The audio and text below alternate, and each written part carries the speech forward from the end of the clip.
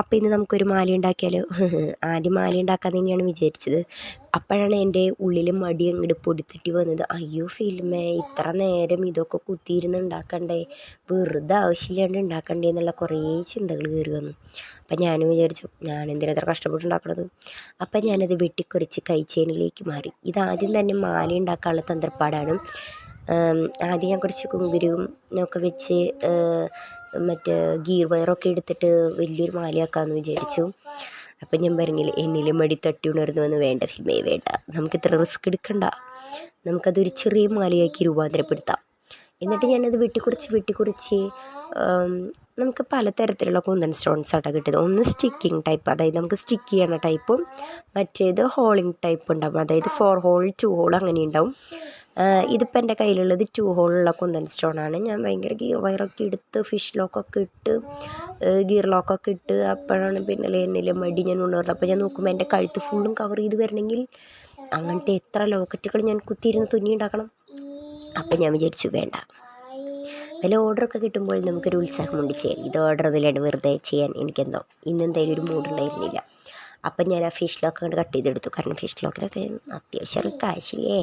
അപ്പോൾ fish lock അങ്ങനെ cut ചെയ്ത് എടുത്ത് ഞാൻ വിചാരിച്ചു ഗിയർ വയർ യൂസ് ചെയ്യണ്ട, അല്ലാണ്ട് തന്നെ റൗണ്ടിൽ നമ്മളതിങ്ങനെ കോർത്ത് പോകുമെന്ന് വിചാരിച്ചു. കുറച്ച് റൗണ്ട് കോർത്ത് വന്നപ്പോഴേക്കും ആ റൗണ്ട് കുറച്ച് സ്ട്രോങ് ആയ കാരണം അതിൻ്റെ ഉള്ളിലേക്ക് നമ്മുടെ അതിൻ്റെ പേര് മറന്നുപോയി, ഇങ്ങനെ മണി പോലത്തെ സാധനം. ആവശ്യം നേരത്തെ വായുടെ തുമ്പത്തുണ്ടാവും, പുറത്തേക്ക് വരില്ല.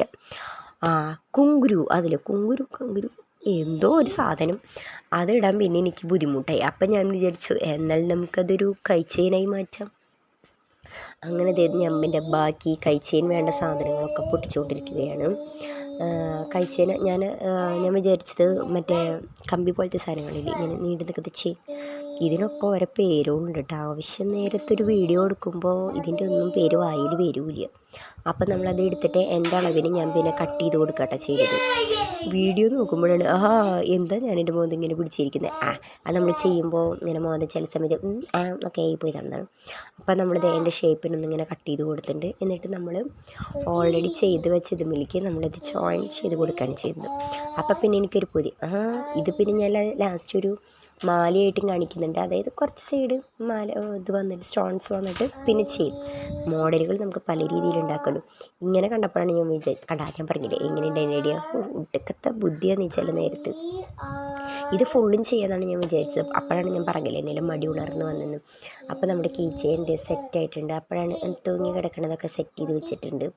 ഇതിൽ രസമല്ലേ തൂങ്ങി കിടക്കണത് കാണാൻ. എന്താണാവോ, എനിക്ക് ഈ ഫിഷ് ലോക്ക് ഇടാൻ അറിയില്ല. അങ്ങനെ ഒരു വിധത്തിൽ ഞാൻ പിടിച്ച് ഇതൊക്കെ ഇട്ട് എങ്ങനെയുണ്ട്, സുന്ദരിയിട്ടില്ല.